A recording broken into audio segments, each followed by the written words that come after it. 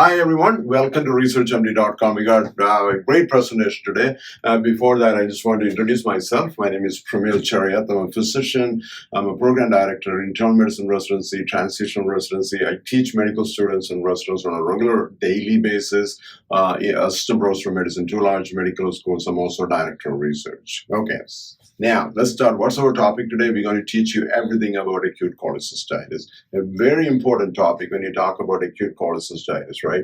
It's almost like 5 to 9% of the hospital admissions could be like acute cholecystitis.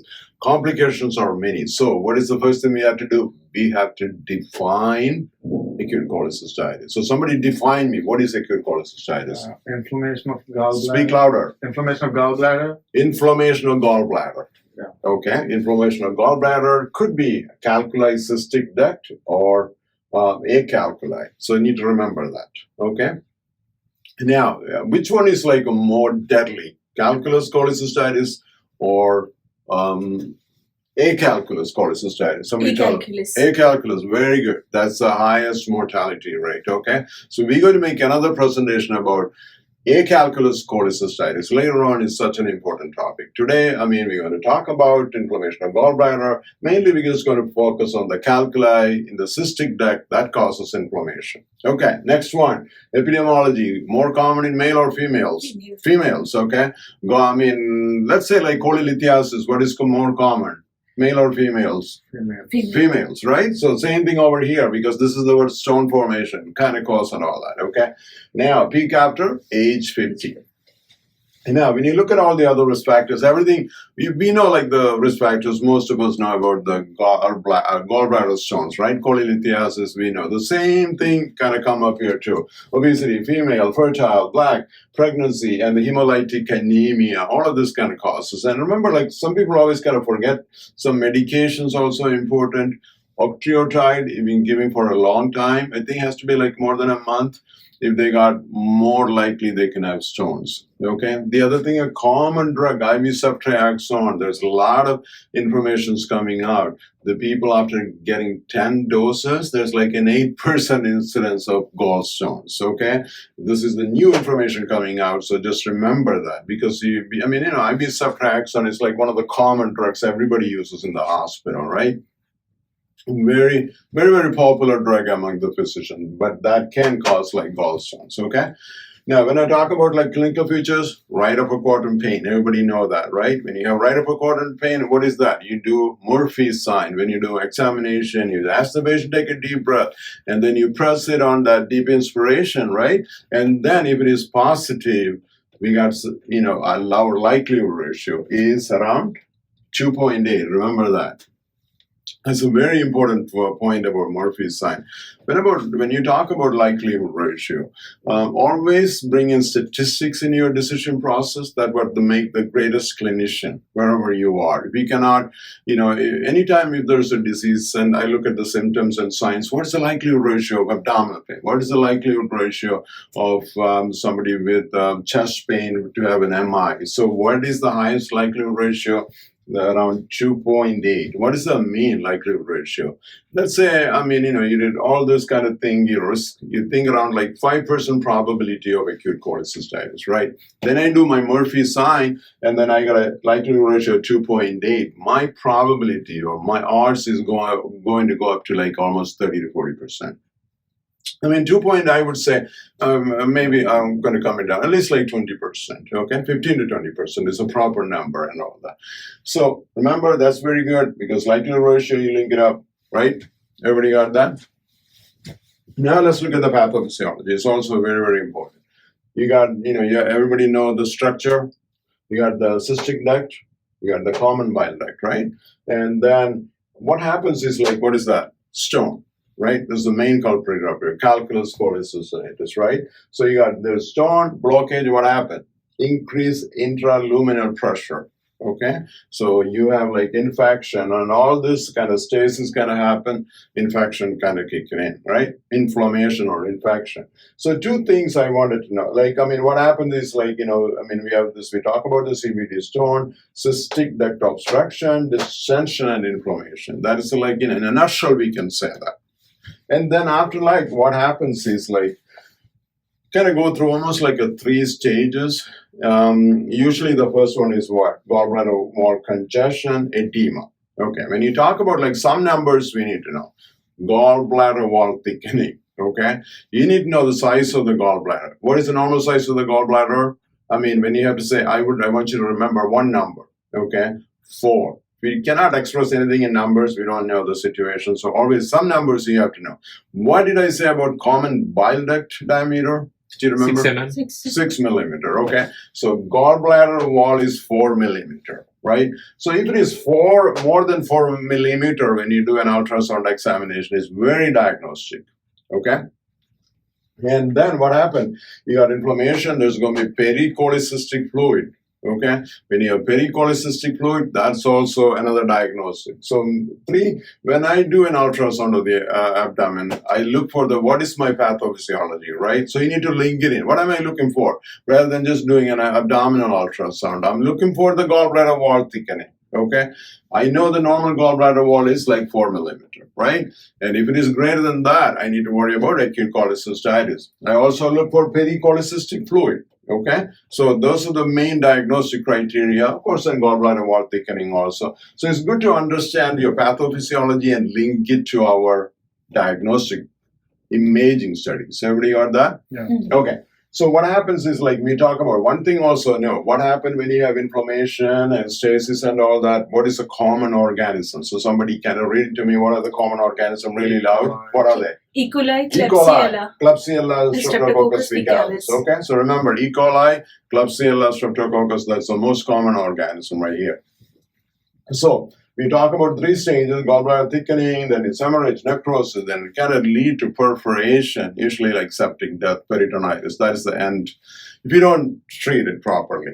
Okay, so the labs pretty much, if you have to do the normal, right? What are we looking at the CBC? You're looking for leukocytosis. Okay, and then you have, LFTs, of course. You have to pay attention to what? Total bilirubin. Okay, that's like, I think the LR ratio is high for that. CRP, lipase, if you want to say any kind of pancreatitis is going on. Now let's go to the imaging studies. Okay, it's good to know numbers also. If you don't know the numbers, or if you cannot express in numbers, what are you going to do? What is the common mistake people do? And somebody with, cholecystitis or abdominal, what is the first thing they order? What do they order? Ultrasound. They usually not ultrasound. Most of the time they go for CT scan. Yeah. Okay, so that is what, like the initial reaction of all the physicians, I usually say, get a CT scan, right? So it's good to know what's the sensitivity and specificity before you order a test. So the first thing we got to look at some numbers first. We got ultrasound sensitivity is around 81%. And 83%. Look at the CT scan. Sensitivity is 59%. Okay, sensitivity is 94%. So specificity is 59%. You got that? And read that. Somebody read it really loud. 20% stones are not detectable. 20% of stones you can miss. So just don't get into the habit of ordering CT scan. Why do we do a CT scan in the emergency room in a lot of places? Because it's nearer, it's easier. It's people are more easier. available. You can get it done, Yeah. like get the results in 30, 40 minutes fast. Ultrasound take time, you get the technician and all those kind of things. So ER doctors have a tendency, I can't blame them because they're very busy. They're seeing like 100 patients, almost like 50 to 100 a day. Okay, but it's good to know the numbers. Like everybody know the numbers, right? So what's the first thing you do? You do an ultrasound. That's what I want to do. What are the advantages of ultrasound? A focused examination. It will also help us look out for any other Okay, findings. what else? What is the most advantage? Stones. Findings. No, like why? What is the most advantage somebody wanted to do? Do Murphy's an sign. ultrasound? We can elicit Murphy's sign. Okay, I agree with that. All that. What is the first thing? Is like, do you want the patient radiated? Yeah. Okay. So if the patient asks you, I'm in the ER, and the patient come to me, the patient asks you, I'm going to do an abdominal CT scan. How much radiation we give to the patient? Tell me an equivalent of X-ray, right? It's about around 50 like it's around like almost like 500 or greater x-rays equivalent to CT scan. And you have a great test in abdominal ultrasound. So please, I'm begging you, okay? Use ultrasound because it's no radiation, just using sound waves, okay? So if you have a test, and it's cheaper, isn't it? Yeah. Okay, so remember that. But it's good to know, you can convince people. If somebody said, like, I want to do a CT scan, I said, wait a minute. Let's look at the sensitivity and specificity. Which one give them? So you do an ultrasound, and if you want to, then HIDA also got a very good sensitivity. What are you looking for in the HIDA scan? Non-visualization of gallbladder. Okay, they inject the dye. Remember, non-visualization of the gallbladder, right? Look at the sensitivity also very high. If somebody did, like, suspecting ultrasound cholecystitis, you call a surgery, what's the first thing they do? They order a HIDA scan. Okay, and if the HIDA scan is like negative, don't think anymore. This is not cholecystitis. Something else going on. Everybody got that? Okay. Now, the other thing on ultrasound, you have to those numbers, okay? What are we looking for? Sometimes you may not, you have to see, like, what you're looking for. We already said gallbladder wall thickening, right? You have to look for it. What's the number you have to remember? Come on. 4 millimeters. 4 millimeter, okay? That is the normal. More than 4 millimeter is acute cholecystitis. What is the other thing? Pericholecystic fluid, right? This is the gallbladder wall. We know it's 4 millimeter. It's greater than 4. And then we got pericholecystic fluid. It should be there. And gallbladder wall thickening. You got your diagnosis, my friends. Okay? Now, so we know about all these numbers. Remember, we can express in numbers. You know the situation very well. Now, how do you treat it? What's the first thing we have to do? IV antibiotics. Okay. Some studies have shown not much benefit of IV antibiotic. There's a debate kind of going on. But I know there is there is some organism. Why not? Why take a chance, right?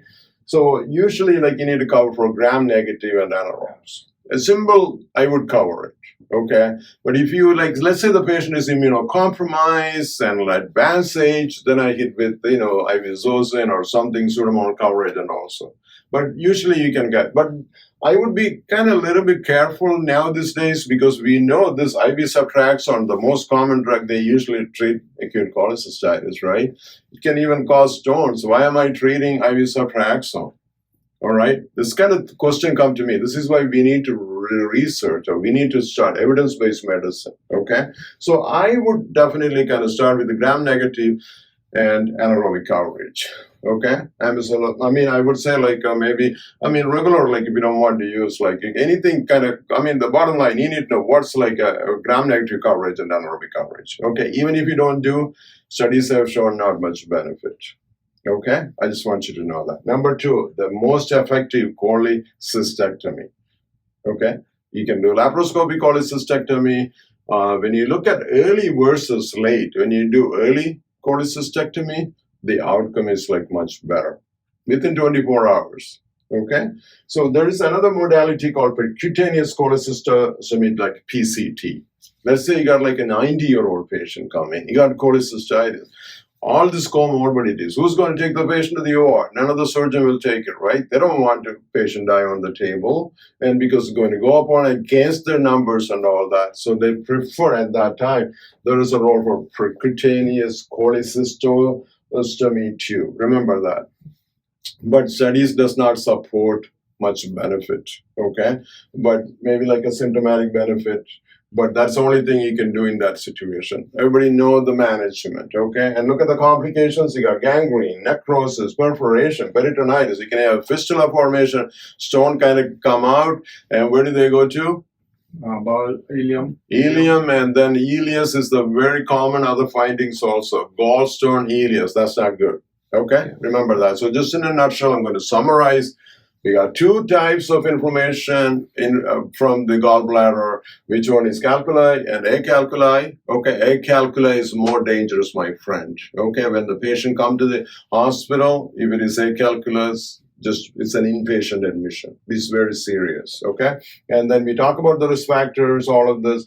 Remember, so octreotide and ceftriaxone role, a lot of people forget it, more like a management kind of type. And then right upper quadrant pain, fever, okay? And then you got the Murphy sign, LR ratio, likelihood ratio. You need to know every likelihood ratio if you can find the signs and symptoms.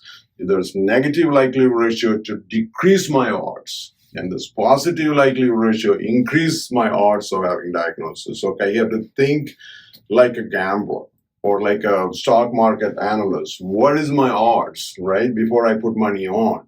So it's important to know likelihood ratio.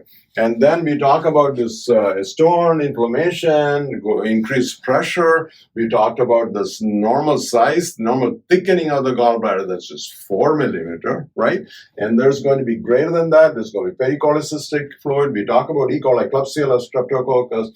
And then we talk about role of ultrasound. We talk about HIDA scan. We talked about the sensitivity and specificity. We talked about the IV antibiotic cholecystectomy and the percutaneous cholecystostomy tube. Okay? Anybody have any questions? Thank you so much for watching. We'll be back with another presentation. If you have any questions, please put it under comments. And if you could subscribe to our channel, we'll be much appreciated. Thank you again.